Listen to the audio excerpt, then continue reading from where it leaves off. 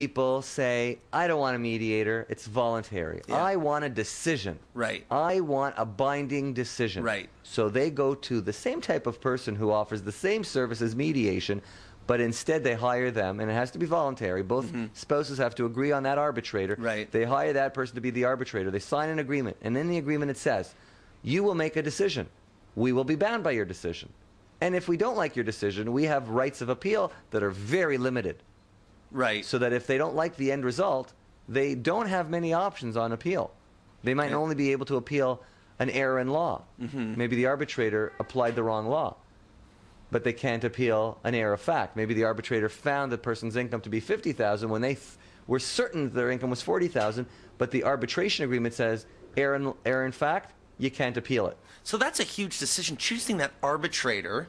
I mean, this is God, basically. This is someone going... You're choosing a judge. You're choosing a judge. You're hiring a private judge. But how can two people who are sort of, as you said, adversarial choose that person? That must be quite a process. Well, first of all, you have to ask your question, why are they choosing arbitration over court?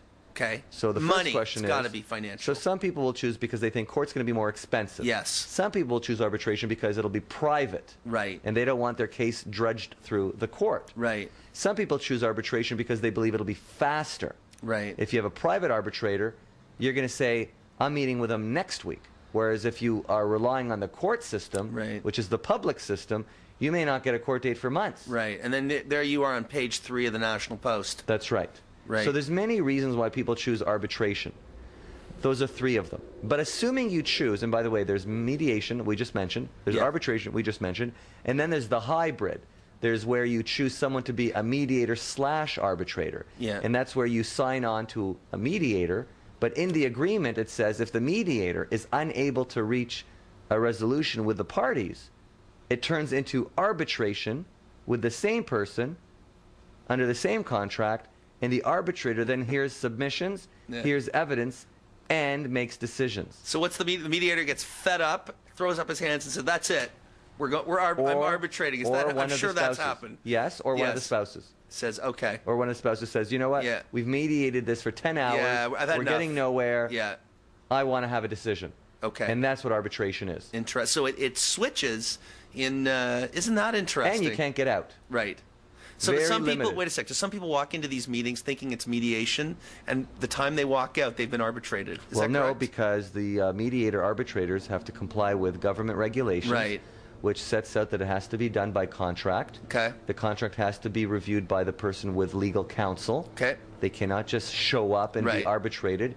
There has to be a mediation arbitration agreement that is reviewed, edited, signed with counsel. So do they and I'm just curious, I didn't know, this is interesting. So you are in a mediation situation, it's going nowhere. Do they not take a time out and say, we'll come back tomorrow? Or you never find a mediation turning into arbitration on the same day. Right, I figured that. They go cool off, everyone Yeah, in fact, home. it might be, things might get so hot that the mediator arbitrator will declare it a truce that day. Right.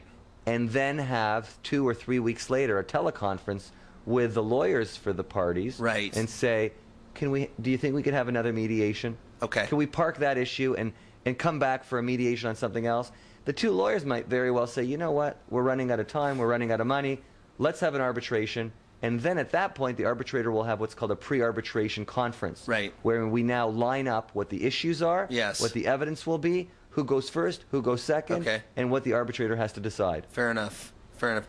And so is this, now you said people consider arbitration and mediation to be cheaper. Is it than going to court, or is that? The answer is it depends. I knew it. Good answer. Because I knew it. There are cases that are a one-issue case with very little evidence. Okay. Like, for example, there's a pension. Yeah.